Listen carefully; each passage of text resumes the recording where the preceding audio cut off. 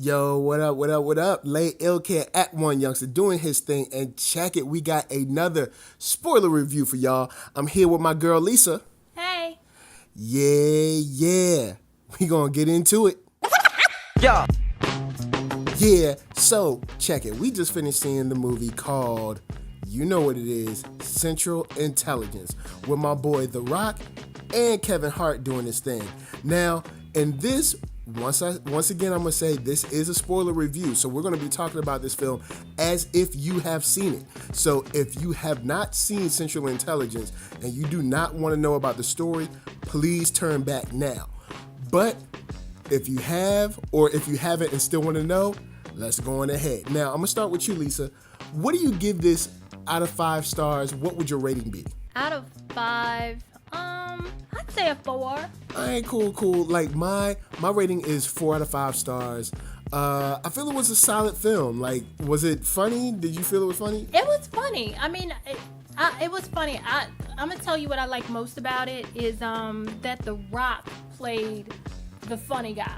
I mean, of course, we know Kevin Hart is the funny guy, but it's like The Rock stepped outside of his element and he played, the goofball, so that was really interesting because of his size and his stature. That made it even funnier because he was like the quintessential, goofball, nerd, high school, outcast. It was, Yeah, and another thing is you get to see Kevin Hart play like the regular guy, the straight man. He wasn't trying to deliver the jokes. He was like the guy that got wrapped up in this crazy world between, secrets and, CIA agents and people coming into his house and all that. Now, as far as like the crowd, did you feel that the crowd was into it? Because we've seen it twice. Yeah, somewhat. I was kind of paying attention to that too. I don't know. I don't know.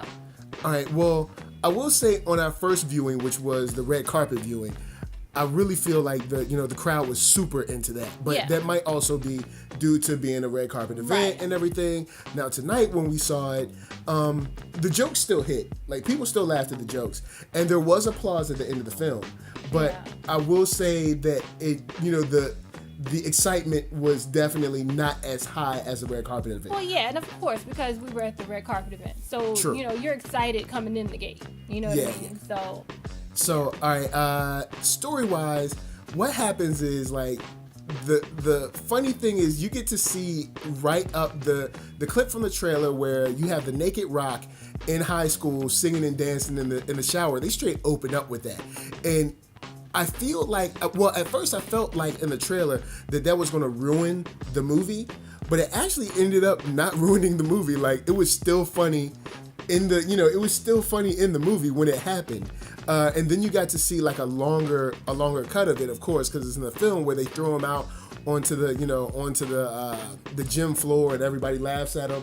And you get to see this relatively touching moment where like Kevin Hart's character kind of like shields him from, I guess, embarrassment or further embarrassment. True. Now, the cool thing about this movie that makes this movie work, and I guess I'll throw it over to you, is I feel like Kevin Hart and The Rock have great chemistry. Like, how do you feel about their chemistry? They do. It's an odd couple, if you will. Yeah. But it seems like they really do have great chemistry. And then when they did the the outtakes at the end, you really could see their chemistry. Yeah. And they really do. They seem to play off of each other and bounce off of each other really well. Yeah. I'll have to agree. And even to the point where you have like these very stern, serious characters in the CIA agents like Amy Ryan that comes in and she's like super serious. She's tasing his co-worker that's completely out of this world. And I swear that there's the coworker that he has that's like showing all like the porn stuff. I swear that we all have that one coworker that's like definitely looking at stuff that he shouldn't be looking at. It's always saying something inappropriate. It's always doing something inappropriate. It's trying to pull you into these situations, and you looking at him like, just will you please?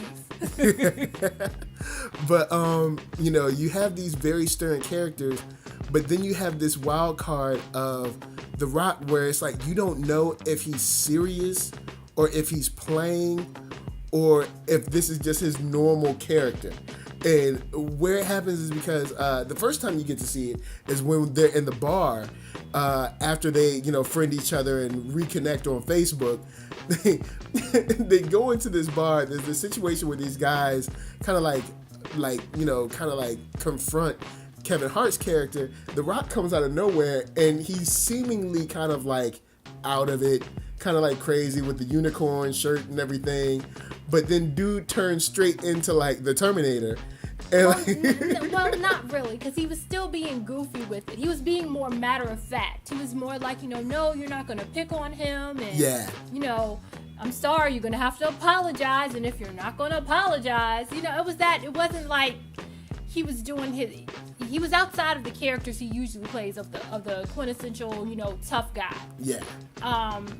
It's hard to explain because he's like this tough nerd. He's playing like this tough nerd, which is, and I think everybody is kind of looking at his character the whole time like, I really don't know what to expect from you next, which I think is fantastic. Yeah, you don't know how to take him. And one of the coolest parts is Kevin Hart's wife in the film has him go to this marriage counselor. And when he shows up, his wife is talking to the counselor. Of course, the camera is behind the counselor at first, but when Kevin Hart comes in and looks up, it's The Rock. And the funny thing is, like, The Rock has these glasses on and everything. He has those like spectacles, not glasses, like spectacles. And it's just hilarious, like that whole scene where he's doing word association and he's trying to like connect with him through role play as his wife and stuff, and the scene just works, and it works because you have two people that are probably two of the most charismatic guys in Hollywood at this time, and they're both at their peaks. And you just throw them in a movie together, and it really doesn't matter what the film was about. We were going to be down with it no matter what. It's like, no matter what it was, it's just like, it's a really good example of going back to that great buddy cop type of thing. Yeah. And I really like, and this is kind of, I love how they put in the whole bullying thing. Yeah. Because, of course, the whole storyline was that The Rock, who put Bob Stone, was Robbie Weirdick. Yeah, His Robbie name was Weirdick. Robbie Weirdick in high school, and he was, a quote unquote fat kid, and he was picked on, and like we said, they threw him in the gym floor, pulled him out of the shower, threw him in the gym floor during a assembly and everything. So he was bullied and all this kind of stuff, and Kevin Hart's character, covered him up and kind of did that. But I love how they did that. And then when, of course, Robbie Weirdick became Bob Stone later on, and he's all bulked up and everything like that, when he comes in contact with the main bully, I guess you would say, from high school, later in life, he still freezes up. And I love how they pan and they show when he's face to face with that bully and he's still bullying him as an adult, and they show him looking at his reflection and he sees himself as the little kid, the little fat kid. He sees that, and I love how they do that. And he freezes up, and he can't confront him. He can't do anything. He just freezes up, and I just love how they kind of dealt with that on a lighter note, but they still dealt with it. Yeah. It was really cool because there's actually some layers to that whole bully storyline. There's a lot of layers in that, as far as like, long term. I guess you could say maybe trauma is not the word, but just long term. I would say trauma is a correct word. All right, well, like, long term trauma, and even though it seems like he's so much different, he's so transformed that he really Only hasn't. physically. Yeah, only physically, Only you know, physically. not mentally. So it was really, really deep. But then you get some crazy cameos. We get our boy Jesse Pinkman from Breaking Bad as one of our villains, or maybe the villain, I guess. And then you get Melissa McCarthy. Yes. Which, you know, I kept thinking, you know what? I can imagine how excited she was. She got to kiss The Rock, okay? And I can just imagine how excited she was about that. And then the outtakes where she's like playing with his pecs and like poking his chest and he's making him, you know, jump and everything. And she's giggling and the women in the back start giggling. It's like, yeah, she was in heaven right there. She was enjoying it. I'm sure she quote unquote messed up, you know, the kiss scene a few times. You know, So we need to do that again. Get another take. Yeah, you need to get another take. You know, I wasn't ready. Oh man, so Yeah. like the film, like there is this plot about you know, these bank transaction codes, because there's these the bank transaction codes to get these satellite codes that are, you know, gonna give, you know, the user power to like override, you know, the U.S. satellites that the CIA holds. But that's really just kind of like an excuse to see these guys together at, you know, just some real fun. Like, this is a real fun movie. Like, we've seen it twice, and I enjoyed it more the second time because I was able to catch like the side jokes, because you know how there's like a main joke, and then like while the crowd is laughing there's like another joke like 2 seconds later, but you don't get it because you're too busy laughing at the first joke. So I think this is a film that definitely could hold up to multiple viewings because of like missing specific jokes, you know. But it was just really good. And again, I really love that The Rock stepped out of his element. He kind of played the jokester. He played the goofball. And it's just something about a tough guy playing the goofball that is just very appealing. It just really is, because it's so outside of what you're used to. You're just used to him just being this tough guy that comes in and just like, you know, wrecks everything. But he's like this. I mean, he played it too. I mean, he played it with his fanny pack and his unicorn shirt, and you know, just and he kept the fanny pack like the whole film. He even slept with it on. Like, I don't know what was in that fanny pack, but well, he did have that flashbang grenade that was in there. Remember? Yes. He took that, so he did have a, you know, is very functional. Yeah. And I even to this day, fanny packs are extremely functional. They're just stupid.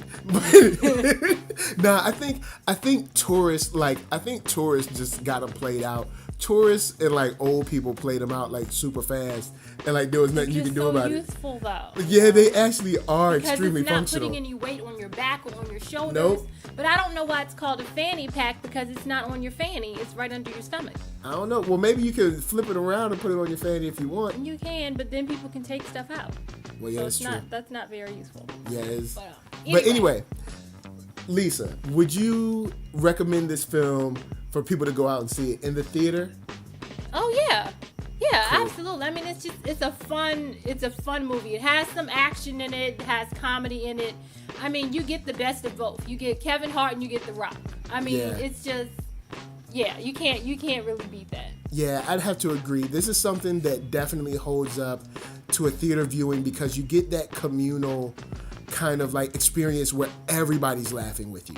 Like, of course you could try to watch this at home, but you don't get the feel of like where there's like 30, 40 other people laughing with you at the same time. Really, really good. Now, I will say it was kind of weird to see some people had some kids in there, but I was like, this might not be, because there was language. You know, there was definite language, and I'm always blown away by people having, and not just kids. I'm talking about small kids, 2-3 years old. Yeah, like people, you know, like yo, if you out there bringing babies to the theater, like, stop that. Yeah, it's not appropriate. Of course, you know, by the rating. We have the rating system. Hello, pay attention, and yeah. Because I think they let a F-bomb fly in there, but it's PG-13. But still, you know, it's like it was inappropriate. Whether it was one F-bomb or a few, it was still inappropriate language. Yeah, for kids. You know, definitely. violence. There was a little bit of blood, not a lot, but it's inappropriate. For yeah, a small definitely. child. Well, I guess that is it. You have heard it from me and my girl Lisa. Lisa, do you have anything to tell to the listeners out there? No, I just say it's a fun film. You know, it would be fun for a couple. It would be fun for a group. I think it would really be fun, you know, for a group to go and see. And I agree with Michael. Definitely go and see it in the theaters. This is one you want to see in the theaters. You don't want to wait to see it at home because it's just more fun in the theater. Word. Well, there you have it. Lay Ill Kid at OneYoungsta with my girl Lisa. Hey. Yeah. So, Central Intelligence. Shout out to Kevin Hart and The Rock. Both of y'all y'all struck gold with this one. I am definitely interested to see y'all again together in Jumanji. That joint is gonna be. I'm excited for that now. Oh, they're gonna be in Jumanji? Yeah. What? Yeah. What? Like The Rock said throughout the movie. What? So y'all stay real. VA stay strong. RVA, what up? LA, stay real. Peace. Bye.